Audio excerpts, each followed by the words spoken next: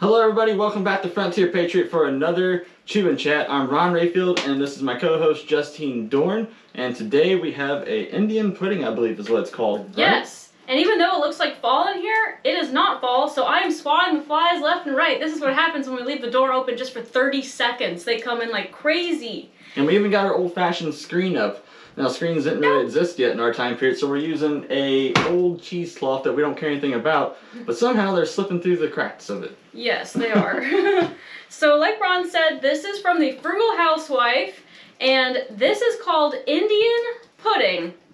Now, random fact, cornmeal used to be called Indian meal. Yes. And it was called Indian meal for around 100 years or so, and now we call it cornmeal. But they used to call it Indian meal because corn was introduced to the whole rest of the world by the Native Americans. So they called it Indian meal since it came from the Native Indians.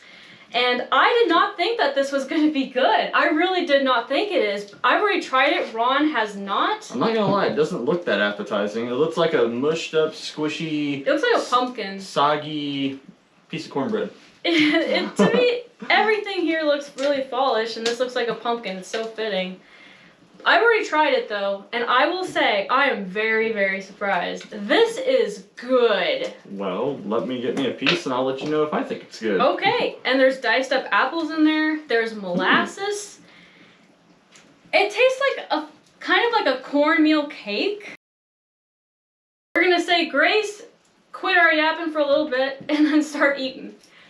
Dear Lord, thank you so much for the food that we have today.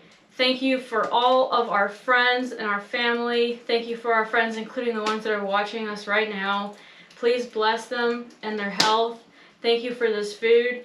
Thank you for this day. Amen. Amen. Thank you. Can I get some water, please? Yes, you can get It's some really water. hot in here. It is really hot in here. We should be outside, but it's about to rain, so thank you. I can pour it myself. Okay. So with it, we have apples and we have some jerky. Beef jerky, I believe. Now you're probably looking at this and thinking this is not a pudding. There is no way that that is a pudding. Well, puddings didn't become soft custardy puddings like we know them today until maybe the early 20th century. They did start adding flour and more things like that to puddings once we get to the mid-1800s. So it did start to change up a little bit.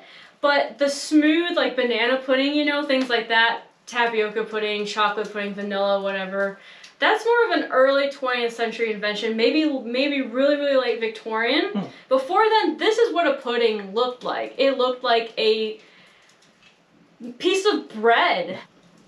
He's about to try it. Not bad. Really? It's not bad. Tastes Okay. like cornbread. It tastes like cornbread. A really dense, moist cornbread. Yeah? A cornbread that has no flour in it. You would not think it would work out, but it did. And how that happened? I guess it's because we had to boil it for 4 hours. That was a long time. Mm-hmm. Yeah, it tastes like a corn cake. It's very dense, as you can imagine, because it's just cornmeal. It's not my favorite. It's not the best thing I've ever ate on here. But if I was poor and starving, obviously this is the meal that people not so well to do back then would have ate. Yeah. So it would definitely put food in your belly. Mm-hmm. But this isn't something I would request. Right.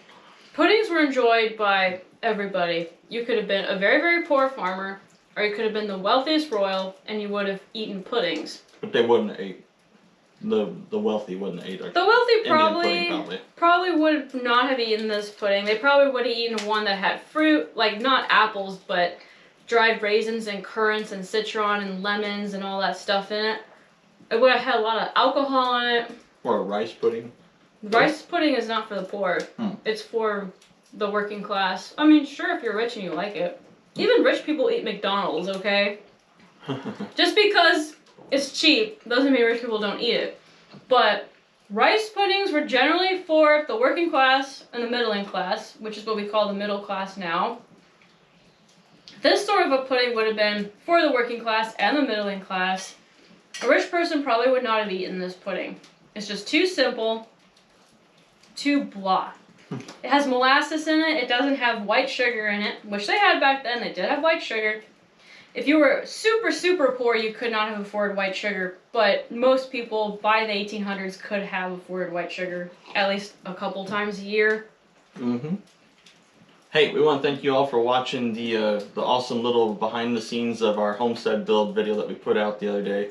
So thank you very much to everybody that watched that. We won't be posting those weekly. Quite a few asked if we posted it weekly. There's no way. That's over the last couple of months. So it might be a month or two before we get another video out to you.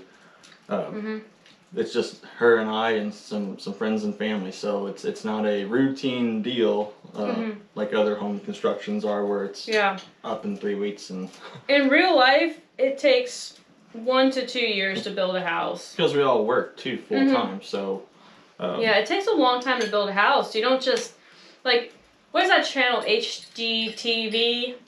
The one that's all about home stuff. That's all pre-recorded. That's all pre-recorded. When they're building a house or they're doing renovations. That took 6 months to do, probably. That's like pre-recorded, and they're just showing you the recap of it. Well, this ain't pre-recorded. We're doing this right now. So sorry if it might take a couple weeks in between the videos, or maybe even a month at the most. But this is really happening right now. So yeah, the next video is going to be us framing the house. I am so excited for us framing the house, because then you can actually see what the house is going to look like. You drive up that driveway, there's a clearing, boom, you see that house. And finally we're going to be able to see what that house, the size of it, what it's going to look like. I am so excited for the hammering and nailing. Me too. Yep, because you do that. You do wood stuff. So you're probably more excited for the wood stuff than you are the concrete stuff, I bet. Well, yeah, because I couldn't really do anything on that. I was kind of in the way. I was trying to help, but I don't know nothing about concrete. Not many do. So what would you give this out of 10? I'll give it a 2. What? I'm giving it a 2. A 2? 2 out of 10. Why? Explain your reasoning. It's just blah, as you said. Like I said, if I was starving, I'd for sure eat it, but it's not something I'd enjoy. I'd rather have regular cornbread. Well, yeah. Baked instead of the boiled. Well, yeah. Now, maybe with some honey, it might be good. Try with honey. I would actually give this, from historical cooking perspective, I'd give it a 7 out of 10. I actually really like it. But I like cornbread. I could eat cornbread for breakfast, lunch, and dinner. So maybe I just really like corn stuff. Let's see here. We just poured honey all over it. It's better. Well, yeah. Spoonful of sugar helps the medicine go down. That's what it needed. Honey? A little more sweetness. I like it. I think it's nutritious and delicious. Even a butter sauce, melted butter would be good too. Yep. Yep, if you can afford it. If you can afford it, do it. But the honey is really good. This would be very good with cheese. We just didn't have any. It is very dense though. It is, look at it. There's no flour. Like, it's not There's no dry, baking soda. but I have to take a drink of water to help it go down. Hey, before I forget, the 4th of July is coming up. This year in St. Genevieve, we are celebrating it on July 1st, which is a Saturday, and we would like to invite all of you all to come, whether you be reenactor or just a tourist. So there's kids activities, there's military demonstrations, there's barbecue, there's drinks, there's live music. When I say live music, I mean drum and fife performances, not a rock and roll band. But we are welcoming any reenactor, whether it be World War II, Civil War, Rev War, what have you. We would love to have you come march with us. My goal is to have at least 50 men marching. That would be awesome. Veterans. And yes, and veterans, if you're a veteran, please come out. We have 100 flags to give out. Once we're out, we're out. So please bring your own as well. to march with us, but we do have 100 flags for that. Also on that note, on June the 28th, right after the Chew Chat at 8 o'clock Eastern Time, we're going to be live on St. Genevieve TV. It's SGTV YouTube channel. I'll give a link. We've been on there once, but we're going to be on there again talking about this event. And there's a phone number you guys can call in, ask about the event, ask any questions you want to know about the town. And it's usually a really good time. We're going to try to have quite a few reenactors there with us, all dressed up, and have a really good time. Yep, so we'll be live on St. Gen TV. It'll be pushed live on YouTube, on their channel, but also it'll be on the local TV channel. Probably the channel that 5 people watch, but you know, it's a small town thing. Well, the last time we were on there, it broke all kinds of records and broke their internet, so... It broke the internet! They normally have 5 people watching, and then it got over 1,000 views right then and there. So if you do call in or message on the chat on it live, please keep it respectful and all that, because this Little old ladies are gonna watch that. Yeah, this is public. And also I would ask, if there's... Last time there was another guest on the show with us that wasn't with history, she was with gardening, and you guys did a pretty good job at, making her feel welcome when you call. You'd ask her a question, ask us a question. So if there's anybody else there that's doing something, show them a little bit of love so they don't think that they're, being out in the dark. We don't have any control of that, by the way. We just show up to this TV station, and then they say, okay, we're putting you with this gardener. So you guys are going to sit together and talk about... So we have no idea who we're going to be with until we show up. We might not even be with anyone this time. It just depends if they're booked or not. Right. But for us, show them some love too, please. Yes, please do. So you guys can call in live. We'll be there. And ask us whatever questions you want. I will try my best to answer them. Do not ask me questions about how we use the outhouse, for the love of God! No, nothing ridiculous, please. Yes, please. And I say that because every single time we get a question about how you use outhouses. Preferably questions mostly about the event and St. Gen and what's going to happen. Yeah, that'd be nice. That's why we're there. Let's talk about the event and to get you guys and other people to come to St. Gen for the event. Yes, that'd be nice. And once we get closer, I will make a community post about it, and I'll give you guys a link to their YouTube channel. But if you want to look it up now, it's St. Gen GN TV on YouTube. Yep. So, well, we ready for this week in history segment here? Let's do it! This week in history. Go. I'm still chewing though. Chew a little faster, what can I say? Alright, so for this week in history, on June 18th, 1812, the U.S. declares war on the UK, which begins the War of 1812, also known as Madison's War. Madison being the president at the time. That's what it was known as back then. It was known as Madison's War.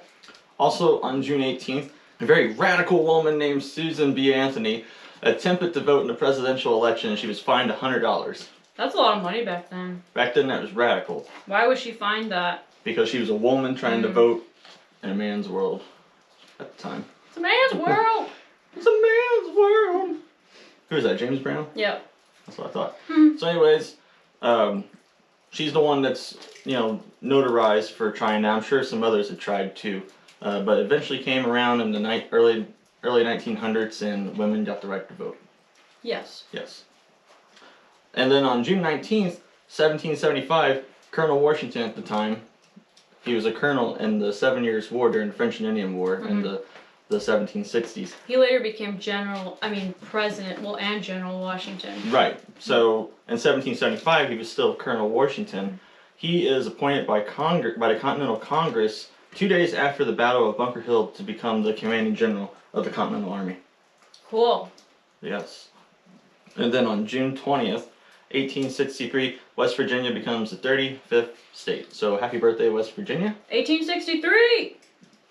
1782, Congress adopts the Great Seal of the United States, which is the eagle with the olive branch and the arrows.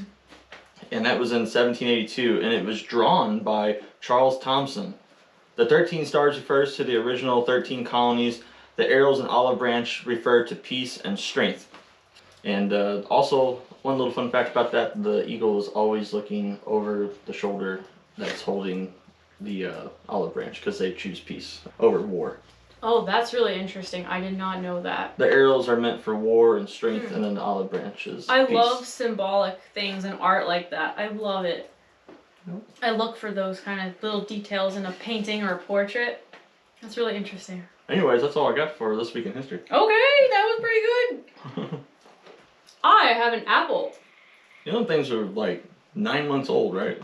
Shh, let's not tell them. They're shriveled up. You can see they got wrinkles on them. Just because something has wrinkles doesn't mean we're going to throw them away now. There's a lot of amazing people out there. Okay, we won't say. So anyway, my mom told me when I was a little kid that you can take an apple that has a stem on it, you ask it a question, and it'll tell you an answer, kind of like a magic 8-ball. So you ask it a question, and then you grab the stem like so, and you twist it in circles, and wherever it breaks off, that's your answer. You twist it, and you go yes, no, yes, no, yes, no. Oh, it broke. The answer is no. So what are we going to ask the apple before I eat it? I don't know, but make sure you're happy with the answer either way. Don't ask it anything important. What should I ask it? What should I ask it? Are you having a good day? Hope so. Yes, no, yes, no, yes, no, yes, no, yes. It was on yes. You guys are having a good day? That's awesome. Okay, I'm glad about that. Now, to make it actually happen, you have to eat the apple after. Hope you don't get a worm. I won't. If I do, it's extra protein. Ew. Ron's like, it's a 2 out of 10. Well, with the honey, He's it's a eating 4. And I'm hungry, as usual. Thank you to the members of this channel, Frontier Patriot, for watching the little chair video that I put out the other day. Fixing the chair for the local pewter people. They got it back, and it's still holding together. Good. So I got this receipt, as it used to be called, out of the American Frugal Housewife. This is published in Boston, and I'm using the 1833 edition right here. I absolutely love this book. This is actually one of the very first historic cookbooks I ever started cooking out of. It has a Benjamin Franklin quote on the front of it, and that's original. That's how it was published. A fat kitchen maketh a lean will. Economy is a poor man's revenue. Extravagance a rich man's ruin. Benjamin Franklin. Very wise words. Yes. From a wise man. Yes. So anyway, I absolutely love this book, published in Boston. It is not just a cookbook. This author right here, she published a whole bunch of really random books, and not all of them were cookbooks. And you can really tell that she has a passion for all sorts of things. And by the way, this was first published in 1828. But only half of this book is actually a cookbook. The rest of it, and I have it all bookmarked in here, the rest of it is words of wisdom that she's trying to give people. So let's see. Just a random page here. Invalids should drink strong green tea, eat pickles and rich pastry, and sleep at regular hours. Green tea, pastry, and pickles. Oh yeah, that'll cure anything, right? Wash your eyes every morning in cold water. That was a thing. It used to be a thing to wash your eyeballs every morning and night. That used to be a thing. They had these special eye cup glasses. You'd fill it with cold water and wash your eyes. Why? Cold? I don't know. Well, warm would probably be horrible, but I don't know. Wow. Do not read or sew at twilight, or by too dazzling a light. If far-sighted, read with a small light, and with the book near to your eye. Yeah, they did not want you to sew or read by candlelight because they thought it hurt your eyes, your vision. You're straining. Yeah, you're straining. Clean your teeth in pure water 2 to 3 times a day. But above all, be sure to have them clean before you go to bed. Remember to brush your teeth before you go to bed now. Back then they did brush their teeth. It was with powder. Yeah, not a paste. They just didn't use a fluoride toothpaste like we have. But cleanliness was very important. Have your bed chamber well aired. Have fresh bed linens every week. Never have the wind blowing directly upon you from an open window during the night. It is also not healthy to sleep in a very heated room. Like that. I don't. If you comb your hair too frequently, it injures the hair. Through combing, washing in soap or rum, and brushing, it will keep your hair in order. Washing does not injure the hair, as is generally supposed. Keep a child's hair cut close until they are 10 or 12 years old, because it's better for the health and beauty of their hair. Do not sleep with your hair frizzy or braided. Do not make children cross-eyed by having hair hanging about their forehead. So apparently if you have bangs that go really low, it'll make a child cross-eyed. Okay. I wouldn't know. I don't have hair. No. Yeah, it's a pretty interesting book. It is a very interesting book. And another thing I thought really interesting about this book is the whole 1/4 back section of this book is the author. Her name is Mrs. Child. She is going on a rant about how people in this generation suck. I just think that's so amusing because it seems like every single generation says that about the next generation, that they suck. Yeah, well, what she's saying here is that girls these days are not raised to be wives, they're not raised to be self-sufficient, they're raised to be lazy, and they don't even know how to sew, and all they do is they buy expensive furniture, and they powder their hair, they take care of their makeup and everything, and they don't care about cooking and cleaning and... Sounds like women and men today. They don't have any real skills. Well, apparently they've been talking about this for hundreds of years. It's pretty sad people our age, or even younger. I knew how to run the dishwasher and the washer and dryer when I was at like age 9. And if people do not know how to do that today. No. And they're maybe 20 or something. It's kind of pathetic. Yeah, it's and those are easy things. It's not like, you know, bricklaying or something. Yeah. It says extravagance has made many marriages even more unhappy. It also says that you should keep the company of people that do not judge you because you... Well, the name of this title is The Frugal Housewife, so it's saying you should keep company with people who are okay with you being frugal and don't laugh at you. Because it says a few $1,000s in the bank are worth all the fashionable friends in Christendom. So it's saying having good Christian friends is worth the same as having thousands of dollars in the bank. This is a very, very interesting book. And yes, this is a modern published book. This book is not actually from the 1830s, as in this copy. They still publish these old books. There's some companies out there that still make them and print them. This was printed by Applewood Books. They have a lot of different books from the time that they reprint. Yep, they're reprints of originals, and they bind them in a way that it originally would have looked like and everything. So just really, really neat book, published in Boston. And you can find some of these cookbooks that we use here at Candy's store on her online website. Yeah, and the beginning part of this book tells you about how to clean things. So let's see. A few potatoes sliced and boiled with boiling water poured over them will clean rusty colored black silk. Interesting. Green tea is excellent to restore rusty white silk. It should be boiled in iron, and then the silk should not be wrung dry. It should be ironed while it's still wet. Yes, they did have green tea in America back then, among many other things that you probably didn't think that they had. So just a very, very cool book. Very, very cool. The American Frugal Housewife.